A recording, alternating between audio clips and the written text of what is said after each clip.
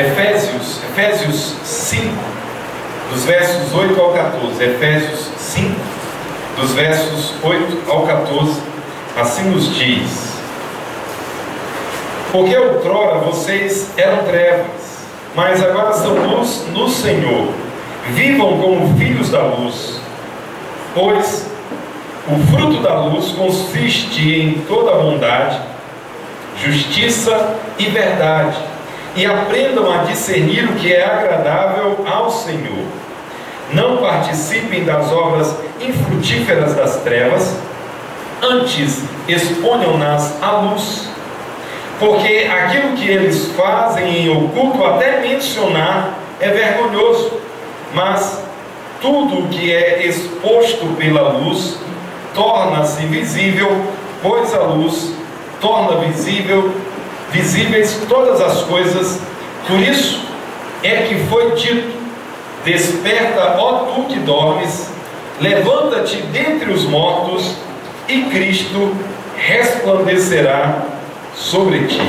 Queremos sentar, queridos.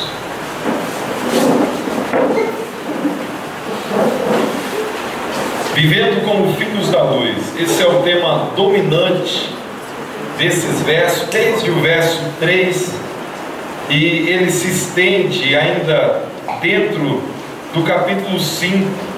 Podemos dizer que até o verso 21 nós podemos considerar esse tema, vivendo como filhos da luz. Paulo ele está usando figuras de linguagem diferentes para despertar seus leitores ao estilo de vida que é característico àqueles que já conhecem a Cristo. Esse é o propósito de Paulo. Ele já falou das grandes bênçãos. Essas grandes bênçãos têm implicações diretas, e nós temos aqui mais algumas dessas implicações diretas. Paulo já nos disse nos versos anteriores para nós rejeitarmos a imoralidade. Ele diz que não deve haver imoralidade, impureza, isso não deve aparecer no nosso falar. Nós não devemos aceitar essas coisas porque elas são inconvenientes. E Paulo, a partir do verso 5, ele diz: os que tais coisas praticam, aqueles que se entregam para essas coisas, não herdarão o reino dos céus. Tendo dito essas coisas, ele continua ainda falando do estilo de vida dos filhos da luz. Como que vive um filho da luz? Ele deve praticar virtudes próprias de um filho da luz. Esses versos 8 e 9, Paulo diz: porque outrora vocês eram trevas, mas agora são luz no Senhor. É interessante, irmãos, essa linguagem de luz e trevas em Efésios, ela aponta muito para um entendimento iluminado, e também ela está ligada a uma postura, a um estilo de vida que marca uma postura. As trevas fala de uma mente não iluminada. Paulo já falou disso muito claramente, muito diretamente, mas também de um estilo de vida que não é aquele estilo de vida de pessoas que conhecem ao Senhor. Esse tipo de construção de contraste, luz, trevas, era muito conhecido das religiões antigas. Paulo não está trazendo algo novo, ele não está trazendo algo bem original, mas no Antigo Testamento esse tipo de contraste já existia, e também nas religiões, de um modo geral, havia essa abordagem de luz e trevas. Paulo ele não se desfaz disso, e ele diz que os cristãos eles têm um estilo de vida que é caracterizado, que caracteriza um filho da luz. É importante ainda lembrar, irmãos, que a Escritura apresenta Deus como luz. João faz isso. João gosta muito também desse contraste. E João diz que Deus é luz e nele não há treva nenhuma. E é importante que nós estejamos discernindo que os filhos da luz, poderia ser dito os filhos de Deus, aqueles que estão na luz do Senhor, aqueles que refletem Deus como luz, eles têm um estilo de vida que caracteriza eles. Paulo diz: antes vocês eram trevas, mas agora são luz no Senhor. Também, irmãos, merece destaque, antes de nós falarmos dessas virtudes, que a Escritura, ela acentua, ela dá ênfase na conversão. E a conversão, ela é algo que acontece na vida de um cristão, trazendo uma transformação muito grande. Por isso que Paulo diz: antes vocês eram trevas, mas agora luz. Antes de quê? Antes do encontro com Cristo, antes de reconhecer que é um pecador, antes de voltar-se para o Senhor com fé e arrependimento, antes de ter uma transformação. Antes vocês eram trevas. Antes dessa conversão, antes deste encontro dramático com Cristo, encontro dramático porque nós temos uma mudança que não é uma mudança simples, não é uma mudança que você estava quase no caminho e agora foi colocado no caminho, não é isso, é uma mudança completa. Quando nós falamos de arrependimento, é uma mudança total no nosso pensar, no nosso sentir, no nosso agir. Por isso a Escritura vai usar a expressão: antes vocês eram trevas, mas agora são luz no Senhor. Sendo isso verdadeiro, andem como filhos da luz. Como é que alguém anda como um filho da luz? Será que ele anda com uma luz em cima dele? Olha, eu sou um filho da luz. Tem nada a ver com isso. A palavra andar está ligada a um estilo de vida. Andem significa sejam caracterizados por. Andem como filhos da luz, sejam marcados. Tenham em vocês as características de um filho da luz, de alguém convertido, de alguém que teve um encontro com o Senhor, de alguém que passou a andar com o Senhor. Aí quais que são essas virtudes que marcam um cristão? No verso 9 Paulo diz: pois o fruto da luz, o resultado, a marca, o fruto da luz consiste em toda bondade, justiça e verdade. A palavra fruto nos lembra uma árvore, a árvore dá fruto. Jesus disse que a árvore boa não pode dar fruto mau, e a árvore má não pode dar bom fruto. Paulo está falando que o fruto da luz, aquilo que resulta da luz, ele diz: o fruto da luz consiste, se apresenta em toda bondade, justiça e verdade.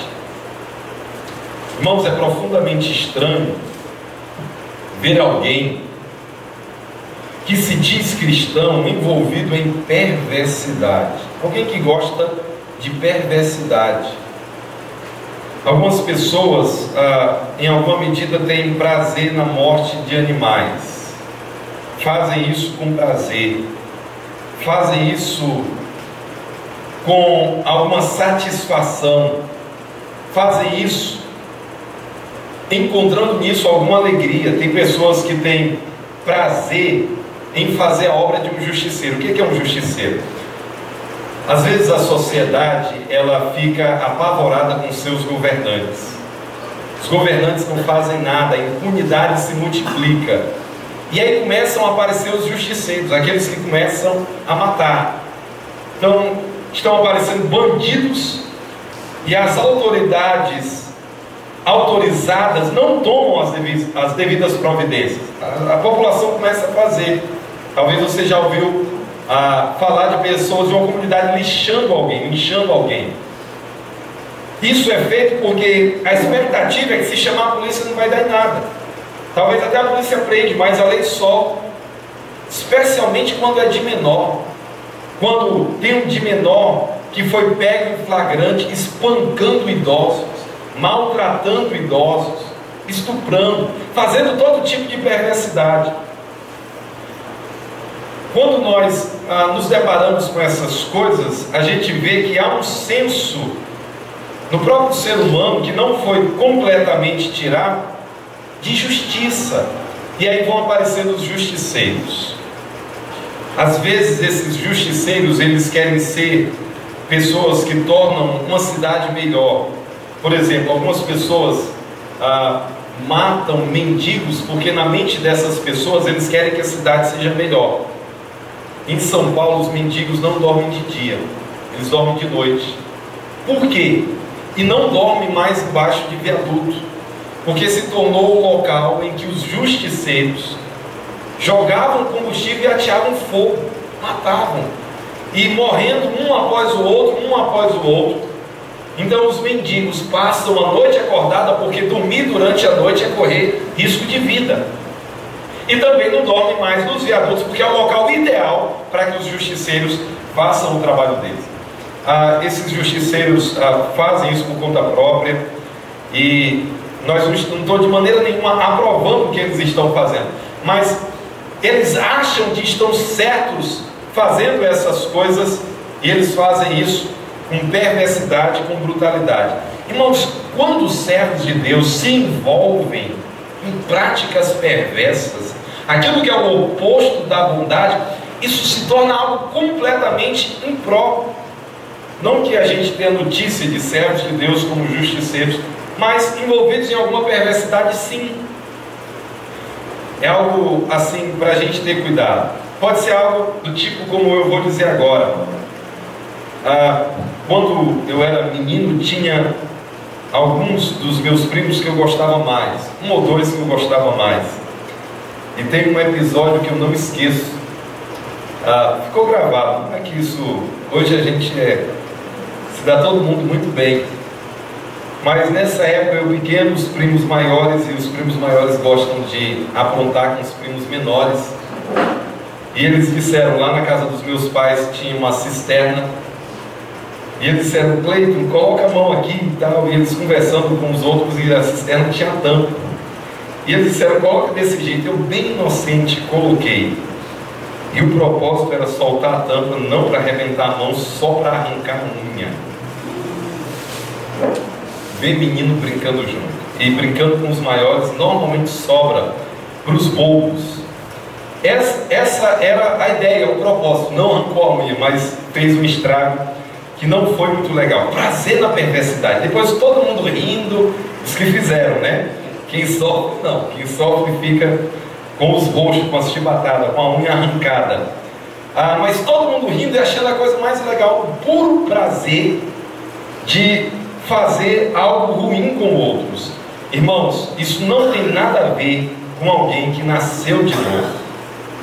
Alguém que nasceu de novo, ele é marcado por bondade, ele faz o que é bom, ele faz o bem, ele procura as atitudes boas, ele é prático, é alguém que é ativo, é alguém que não apenas deseja, é alguém que não apenas contempla, mas é alguém que faz, ele é bondoso. O fruto da justiça consiste em toda bondade. Aqui Paulo faz questão de colocar a palavra toda para dizer que todas as formas que nós encontrarmos de fazermos o bem, nós devemos nos apegar a essas formas para que nós estejamos envolvidos em toda bondade. Além de toda bondade, ele diz toda justiça. O fruto da luz consiste em toda bondade e em toda justiça, aquilo que é justo, aquilo que é aprovado, aquilo que está de acordo com a lei, aquilo que deve ser praticado.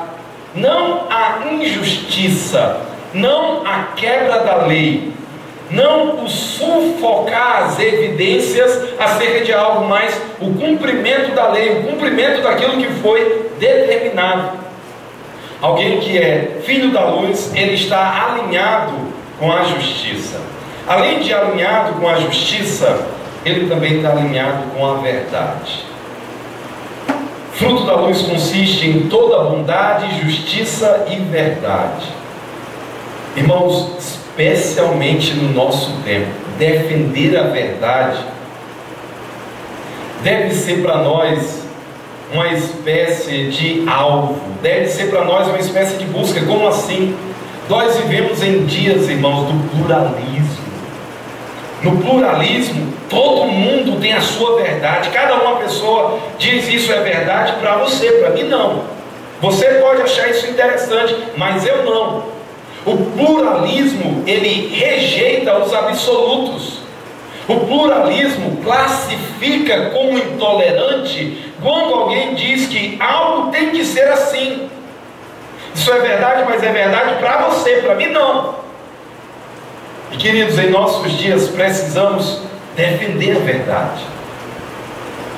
E a verdade, em termos bem gerais e amplos, é Jesus Cristo. Ele mesmo é a verdade. Ele disse: eu sou o caminho, a verdade e a vida. Essa verdade hoje conhecida na palavra, lá em João 17:3, na oração do Senhor Jesus, ele diz: guarda-os na verdade, a tua palavra é a verdade. É uma oração para guardar e guardar na verdade. A palavra é a verdade. Há uma sincronia entre Jesus e a verdade. Tudo aquilo que está de acordo com a palavra é uma verdade que deve ser defendida, vivida por nós e defendida. E, irmãos, é extremamente popular não ser intolerante, aceitar as verdades dos outros. É extremamente popular aceitar cada um do modo que cada um é. Não aceitar cada um do modo que cada um é ser intolerante, é ser fundamentalista, é ser xiita, é ser intransigente, é ser ultrapassado. Nós temos que sermos tolerantes, nós temos que amar todas as pessoas, nós temos que aceitar todas as pessoas. Irmãos, muito verdadeiro é que nós precisamos amar todas as pessoas, é que nós precisamos agir de forma bondosa com todas as pessoas, mas admitir as suas escolhas absurdas como verdade, como algo que Deus aprova, como cada um tendo a sua própria verdade, de jeito nenhum. É inaceitável, é intolerável. Na verdade, a verdade é una. Só existe uma verdade, aquilo que Deus diz que é. Ponto final. Se Deus diz que é verdade, é verdade. E a medida da verdade é a santa palavra de Deus. Todos aqueles que são filhos da luz, eles dão o fruto da luz. E o fruto da luz consiste em toda bondade, justiça e verdade. Essas coisas precisam aparecer em nossas vidas, irmãos. Nas nossas escolhas, nas nossas palavras, nas nossas transações, em tudo aquilo que nós fazemos. Tem que aparecer bondade, tem que aparecer justiça, tem que aparecer verdade. Isso vai comprovar que nós somos filhos da luz. É interessante, queridos, que mais do que falar, as nossas atitudes vão dizer quem nós somos. É necessário que nós vivamos como filhos da luz, mostrando ou vivenciando esse fruto da luz. Praticamos então essas virtudes, elas devem estar aparecendo em nós. Se não estão, algo de errado está em nós. Nós precisamos averiguar isso. Uma segunda maneira, ou uma segunda característica desse texto dos filhos da luz, é que eles vivem discernindo o que agrada ao Senhor. No verso 10, Paulo diz o seguinte: e aprendam a discernir o que é agradável ao Senhor. O interessante aqui, irmãos, é que esse verbo ele é um imperativo. Paulo está ordenando, isso é uma exortação. E aprendam a discernir. Aprender a discernir é aprender a avaliar. Essa palavra discernir, ela poderia ser traduzida como examinar, averiguar. O entendimento dela, ou nós podemos dizer que talvez a melhor expressão é descobrir experimentando, é descobrir pelo experimento. Paulo está se referindo ao que ele está dizendo aqui, é que a nossa prática, a nossa ética, as nossas atitudes, elas vão nos mostrar, elas vão nos encaminhar. Então nós devemos ser pessoas que, enquanto caminham com o Senhor, nós praticamos aquilo que entendemos o que é a verdade, mas nós estamos pensando, nós estamos avaliando. Certas coisas, irmãos, nós vamos entender pela prática que não é o melhor. Fazemos uma vez, aí vem resultados que nós estranhamos, avaliamos um pouco esses resultados, não é só porque a coisa não deu certo, que é necessariamente errada. Nós estamos em espírito de oração, nós estamos pensando, nós estamos avaliando, nós estamos ponderando. É isso que Paulo está dizendo com aprender a discernir. Aprendam a discernir, pratiquem, e enquanto praticam, meditem nisso. Isso que foi praticado é certo, queridos. Tem certas coisas que não são claras para nós.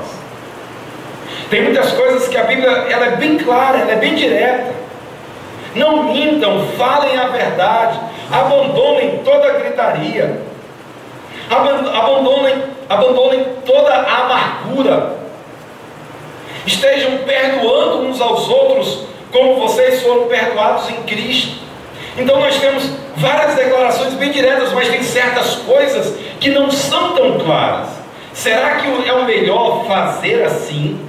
Será que é o melhor não fazer assim? E aí nós precisamos discernir, refletir. Paulo diz lá em 2 Timóteo 2,7: reflita no que estou dizendo, e o Senhor te dará entendimento em tudo. Então, essa prática de discernir, refletir, pensar, avaliar, olhar se aquilo que nós fizemos foi o melhor, se não foi, é algo que vai marcar os filhos da luz. Aqueles irmãos que estão nas trevas, eles cometem um erro, e eles procuram justificativas para o seu erro. Eles são pessoas perniciosas, que eles tentam contorcer as evidências contra eles para se justificarem. São pessoas que querem abafar as evidências, que dizem que as suas práticas são más, são levianas. Nós vivemos em uma sociedade em que os poetas da nossa sociedade cantam o adultério, cantam a prostituição, e dizem que é assim, que não teria como as coisas acontecerem de outro modo. Nós vivemos em uma sociedade em que eles justificam todas as coisas que Deus abomina. Nós vivemos em uma sociedade em que as pessoas da mídia aparecem publicamente para validar a causa daqueles que se levantam contra as Escrituras, publicamente, e eles ridicularizam todos aqueles que se levantam contra eles. Nós vivemos em uma sociedade que pratica o mal, que quer abafar as evidências das suas práticas pecaminosas.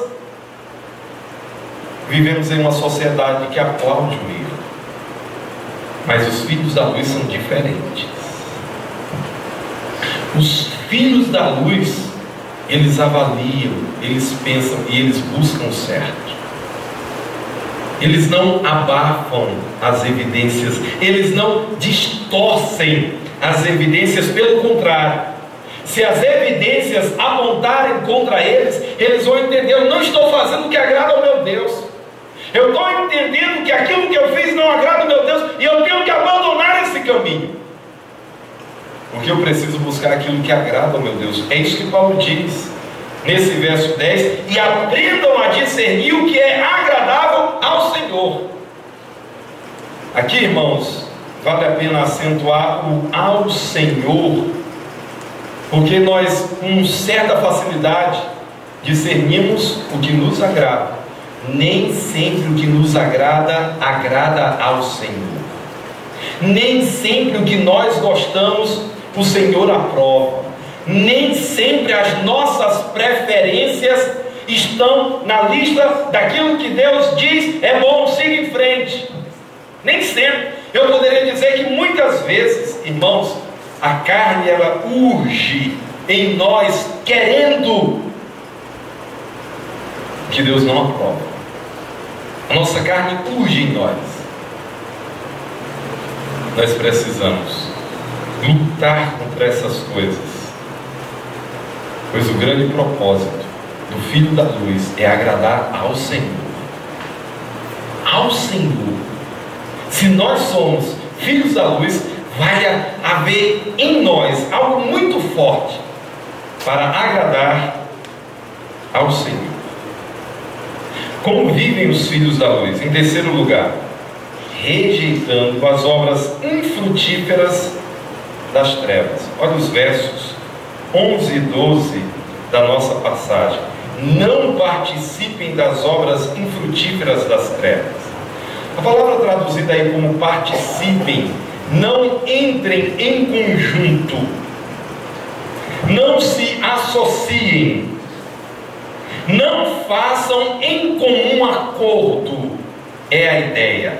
Não participem das obras infrutíferas das trevas, dos filhos das trevas, daqueles que estão nas trevas. Aqui, irmãos, nós somos diretamente chamados a rejeitar.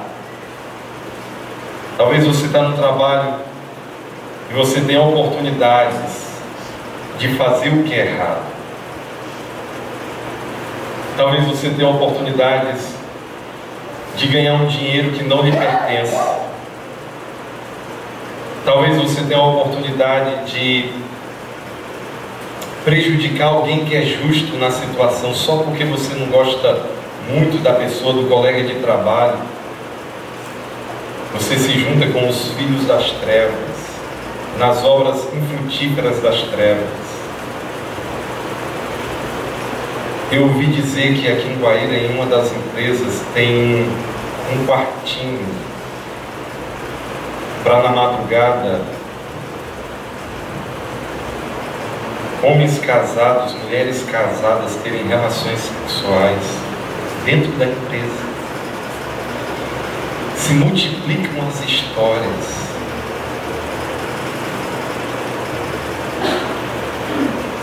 Assim são os filhos das trevas, irmãos. Eles amam o erro, mas o que a Escritura nos diz é que nós não participamos, nós não nos associamos. Nesse momento eu lembro de um pastor que ele foi caminhoneiro durante muitos anos. E se você conversa com um caminhoneiro, você logo sabe que as oportunidades para o erro são muito grandes. E uma coisa que esse pastor compartilhou, quando era caminhoneiro, eles chegavam nos postos, e como a prostituição é muito grande no nosso país, já viam as mulheres, as prostitutas, velhas ou novas, elas já sabiam. E a oferta era descarada. Mas, irmãos, algo que é maravilhoso. Não é porque esse mundo jaz no maligno, não é porque esse mundo ama as trevas que o povo de Deus tem que fazer. Ele começou pouco a pouco testemunhando. Ele disse: eu não.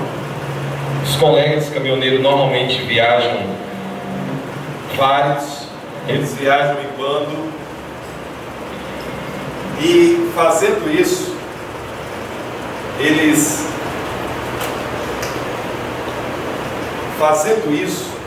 eles trocam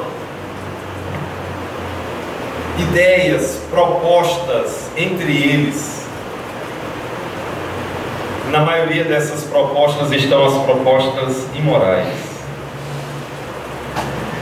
Ele foi dizendo: não, eu não, comigo não. Quando ele chegava nos postos, depois de algum tempo, elas nem procuravam, porque já sabia que os outros faziam, mas ele não. Os filhos da luz, eles não participam, eles não se entregam, eles não vão, pelo contrário, eles rejeitam, eles dizem não. O texto então nos diz: não participem das obras infrutíferas das trevas. Agora, o fruto está ligado à palavra obras. As obras, elas vão ter um fruto ou da luz ou das trevas. Aqui são as obras infrutíferas das trevas. É a prostituição, é a promiscuidade, é a imoralidade, é aquilo que está de acordo com ganhar algo que não lhe pertence, tirar uma vantagem, prejudicar alguém, e tantas outras coisas que são as obras das trevas. É mentir, é planejar, é extorquir, é manipular, é omitir de maneira proposital, leviana, maldosa, perniciosa.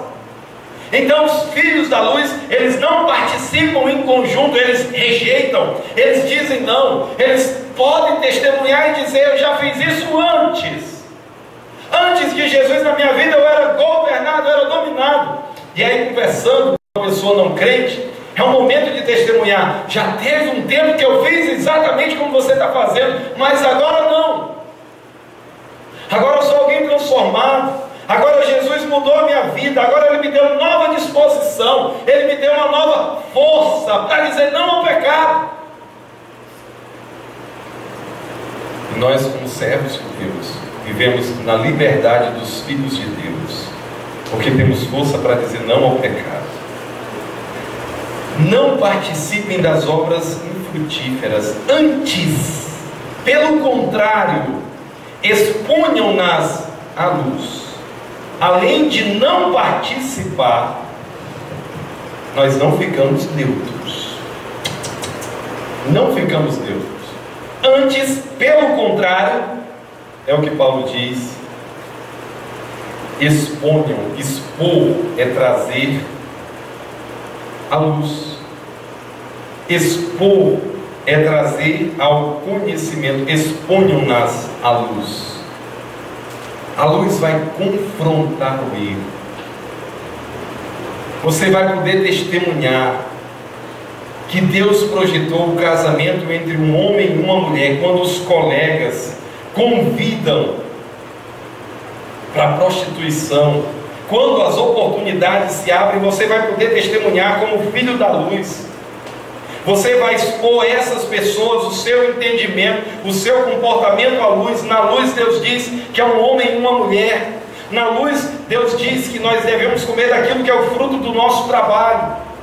Na luz nós vamos rejeitar todas essas coisas, a promiscuidade, a ganância. Nós vamos rejeitar os valores que esse mundo tem, as coisas as quais esse mundo corre atrás desesperadamente.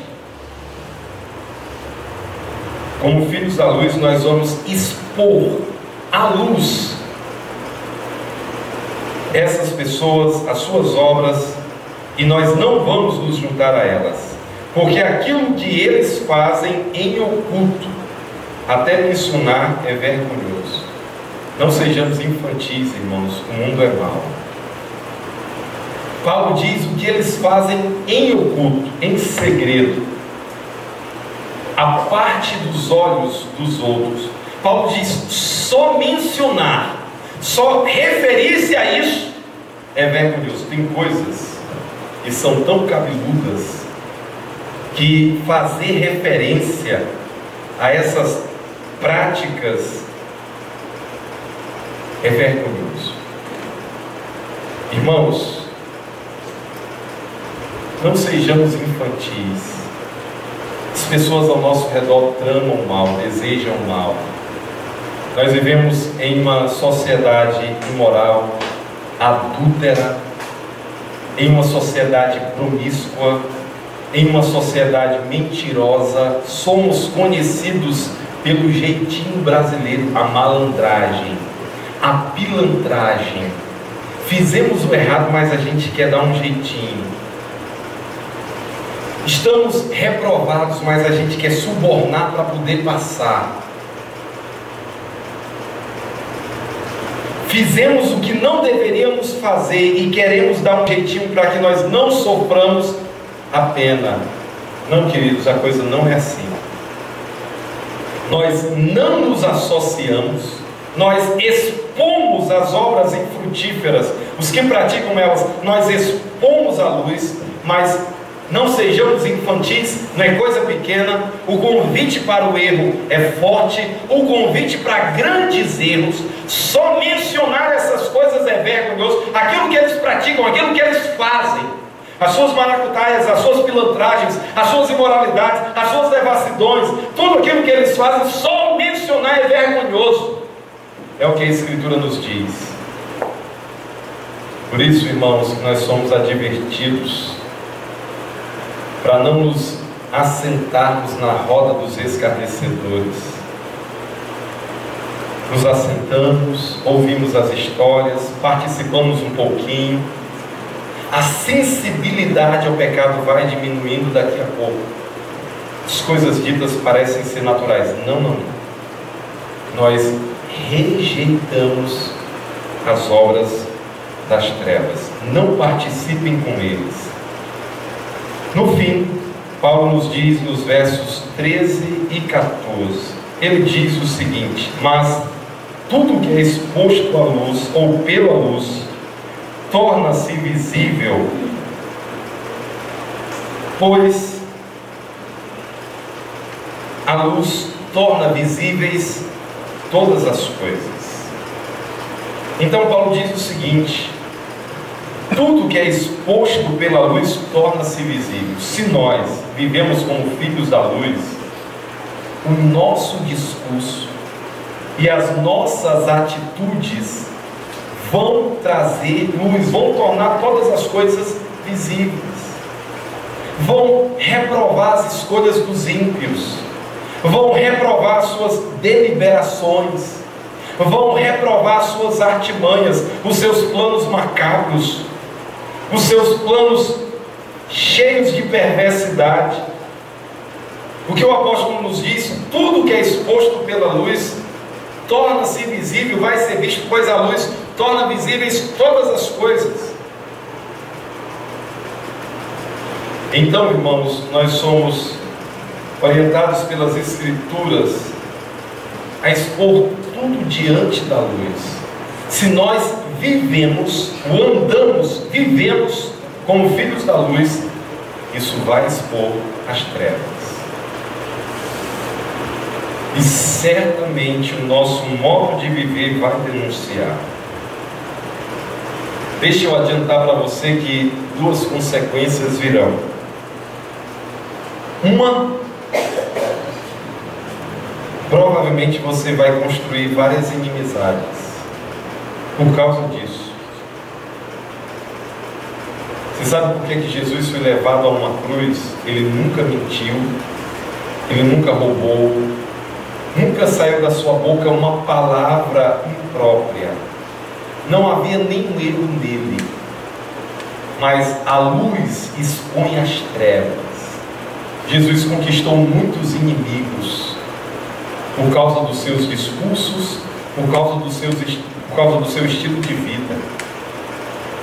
Jesus denunciava o egoísmo dos fariseus, a vida gananciosa, pomposa que eles buscavam viver. Eram religiosos e buscavam viver de uma maneira pomposa, embasados na religião. E Jesus denunciava eles. Não apenas isso, especialmente a hipocrisia. Queriam ser louvados pelos homens, queriam ser reconhecidos pelos homens. Jesus várias vezes chama eles de hipócritas, sepulcros caiados, raça de víboras. Jesus conquistou vários inimigos por causa disso. Irmãos, vivendo como filhos da luz, nós vamos expor as trevas, as obras das trevas. Uma primeira consequência é: nós vamos conquistar inimigos. Talvez se você estiver nesse momento pensando: pastor, mas eu não tenho nenhum inimigo, não tem ninguém nessa cidade que seja meu inimigo. De imediato eu te digo que tem alguma coisa errada com o seu cristianismo. Seu cristianismo é muito estranho ao cristianismo bíblico. Jesus teve muitos inimigos, Paulo também. Não estou dizendo para você sair por aí criando inimizades, em nome de Jesus. Mas o viver a vida cristã como deve ser vivida, irmãos, é automático. Na escola quer dizer que todos os seus amigos querem colar, querem armar, querem fazer um negócio errado, você sai do meio.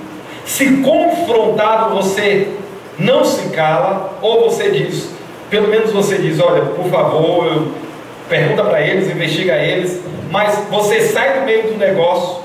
Em última instância, se for o caso, você é a pessoa que fala a verdade, reprova eles nos seus erros, nas suas malandragens, nas suas pilantragens.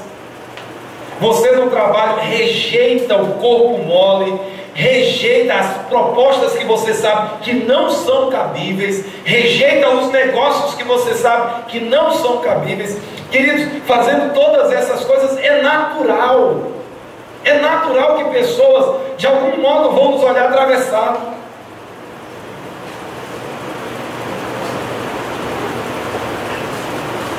Mas uma segunda perspectiva: você vai ser um foco de esperança para quem não tem nenhuma esperança. Provavelmente vão ter pessoas no seu trabalho que de algum modo Deus já está trabalhando, Deus já está incomodando, Deus já está agindo, Deus está usando circunstâncias, pessoas, Deus está usando meios que nós nem imaginamos. E então, irmãos, a sua vida ali vai ser uma seta, vai ser uma flecha apontando para uma outra perspectiva. Não, a pessoa não precisa, o casamento não precisa terminar em divórcio, não precisa ser destruído, pode ser procurada uma alternativa, uma solução. Você vai ser a pessoa naquele lugar para dizer que você pode ser feliz sem estar traindo o cônjuge, que você pode se esforçar na escola e ter bons resultados sem necessariamente precisar fazer aquilo que os alunos que não estudam fazem, comprando trabalhos ou todas as outras pilantragens que fazem, depois estão contando como se aquilo fosse muita vantagem. Irmãos, nós podemos ser uma luz no nosso ambiente, nós podemos ser um instrumento de Deus para dizer: você pode ser diferente. Eu conheço um Deus que faz as coisas diferentes. Você pode ser um instrumento de Deus naquele lugar para anunciar para aquelas pessoas: olha, a sua vida pode ser diferente, a sua vida, você pode colher novos resultados. Eu conheço um Deus que transforma, eu conheço um Deus que restaura, eu conheço um Deus que traz novas oportunidades. Você pode falar do seu próprio testemunho, falando como que você era antes, mas aquilo que o poder de Deus fez na sua vida, restaurando você, dando para você novos valores, novas perspectivas, e você sendo uma luz naquele lugar. Se nós vivemos a vida cristã como deve ser vivida naturalmente, essas duas coisas acontecerão. Algumas pessoas não vão topar com você, e para outras, você vai ser uma indicação, você vai ser um instrumento de Deus para que vidas sejam transformadas. Desejo muito, queridos, que Deus nos use nessas duas maneiras, tanto para ser uma confrontação do erro com o nosso estilo de vida, com o nosso modo de ser, como também uma luz onde nós estamos. Eu espero que você não seja como um certo moço. Eu vivi 4 anos na região do Cariri, e lá a idolatria é muito forte, talvez como em Aparecida do Norte, aqui em São Paulo. Talvez lá era mais. E um certo moço conseguiu um trabalho.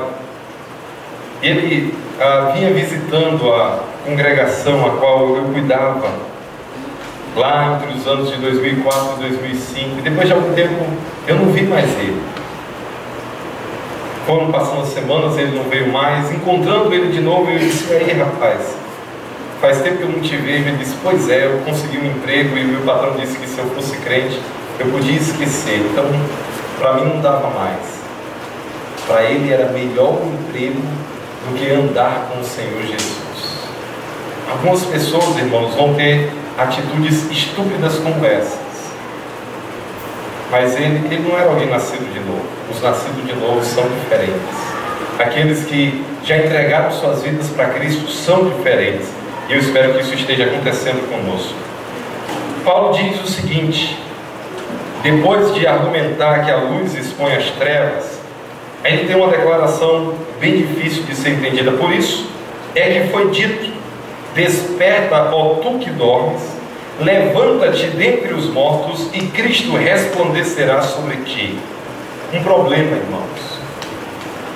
a maneira como Paulo introduz esse versículo, por isso é que foi dito, é a maneira de introduzir uma citação do Antigo Testamento. Paulo já fez isso, escrevendo aqui aos Efésios, capítulo 4, verso 8, por isso é que foi dito, do mesmo jeito, o mesmo fraseado. Então, ele, da mesma forma, por isso é que foi dito. Só que não há uma perfeita harmonia, sincronia entre essas palavras e uma passagem do Antigo Testamento. Talvez Isaías 26, Isaías 60, versos 1 e 2, como notou um certo comentarista, talvez Paulo esteja com esse texto em mente, mas alguns acham que não. Paulo está citando algo de uma maneira mais livre. Alguns acham que Paulo está citando uma parte de um hino cristão primitivo, e não há um consenso entre os intérpretes. Agora, tem duas interpretações que aparecem ligadas a esse versículo. O detalhe é que a primeira interpretação, talvez a mais comum, pensa que Paulo está se dirigindo à igreja: desperta, ó tu que dormes, levanta-te dentre os mortos.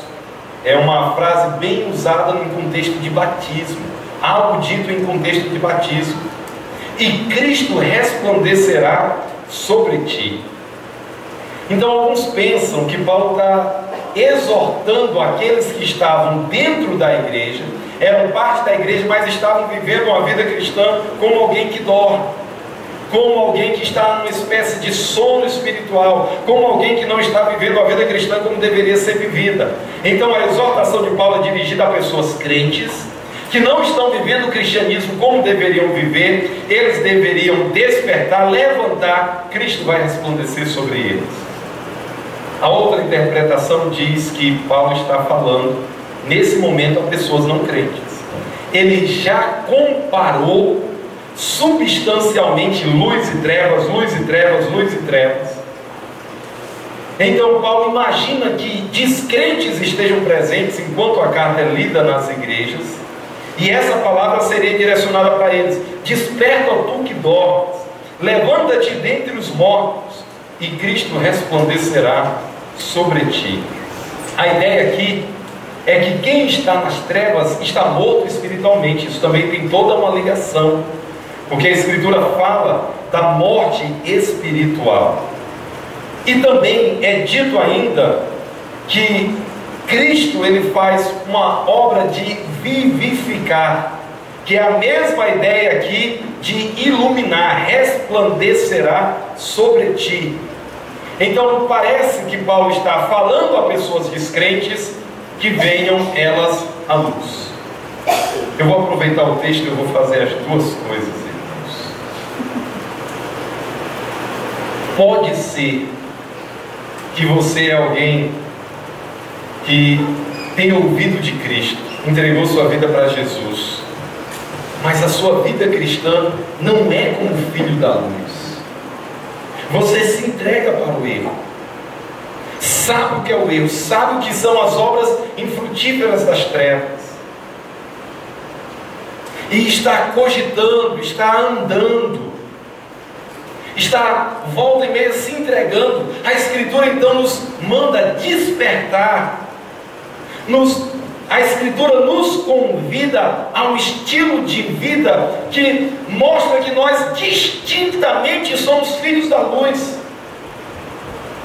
Irmãos, é interessante, talvez nós poderíamos pensar, mas olha, pastor, o texto diz que os filhos da luz, eles já são diferentes.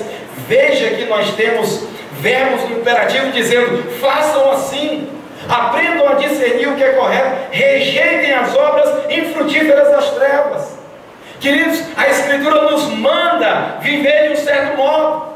A Escritura diz que nós devemos ter em nós certas características, que devemos buscar essas coisas. Essas coisas serão vividas por nós estando sujeitos ao Senhor, submissos ao Senhor, querendo a sua vontade, mas são coisas que eu e você devemos atentar para elas. Aqui a minha pergunta é: como é que você vive a vida cristã? Será que você passa toda uma semana desconectado das Escrituras, de uma vida com Deus, um andar com Deus, o estilo de vida que Deus quer, a obra do Espírito na sua vida cotidianamente, o tempo todo. Você se desconecta, chega o domingo, chegou o momento de estar buscando a Deus. Queridos, a vida cristã não é assim. Não existe esse tipo de dicotomia. Não existe esses dois andares. Durante a semana de um modo e no final de semana de outro modo. Não. Se somos de Deus o tempo todo.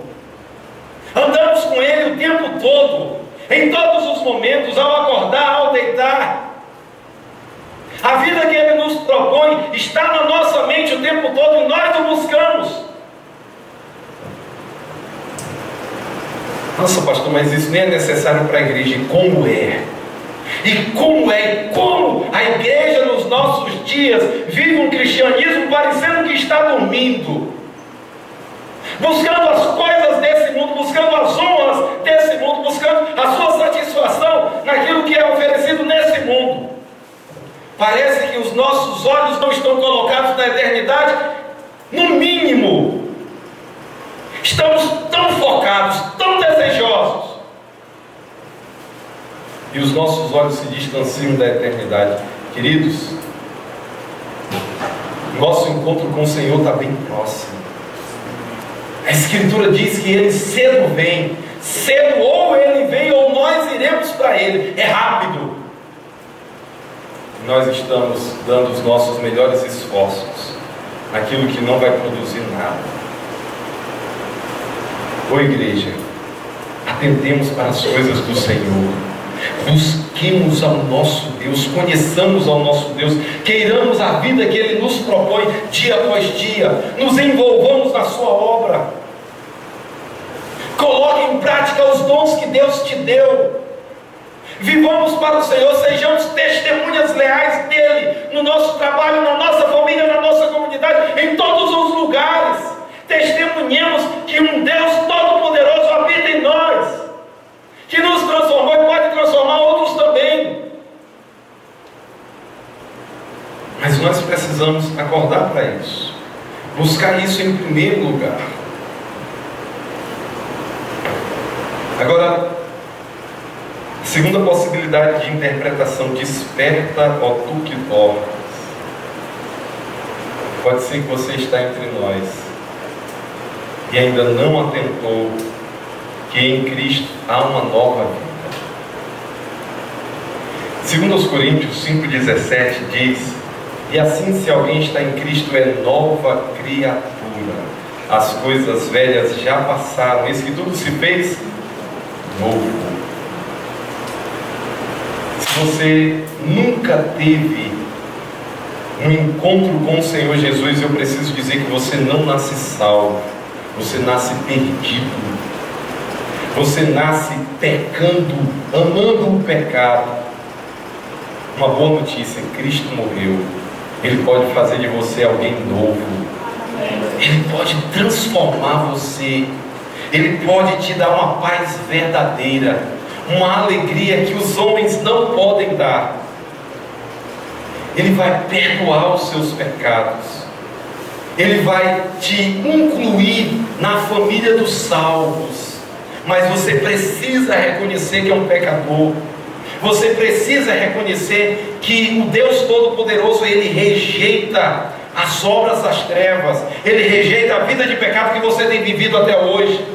Ele quer que você reconheça a sua impotência, a sua incapacidade, o tanto que você tem amado o pecado, e que você confesse isso: sou um pecador, preciso de um Salvador. Eu quero um Salvador, eu quero transformação, eu quero ter a certeza de vida eterna. Você precisa fazer isso confessando que você é um pecador. Confesse que você é um pecador, reconhecendo: há um grande Salvador. Ele morreu em uma cruz no lugar de pecadores. Ele morreu porque Ele amou, porque Ele queria salvar, porque Ele queria transformar. Talvez é você. Volte-se para Ele hoje à noite. Diga para Ele que você está cansado dos seus pecados, que você quer que as coisas sejam novas e diferentes, e que você entendeu que Ele é a solução para você.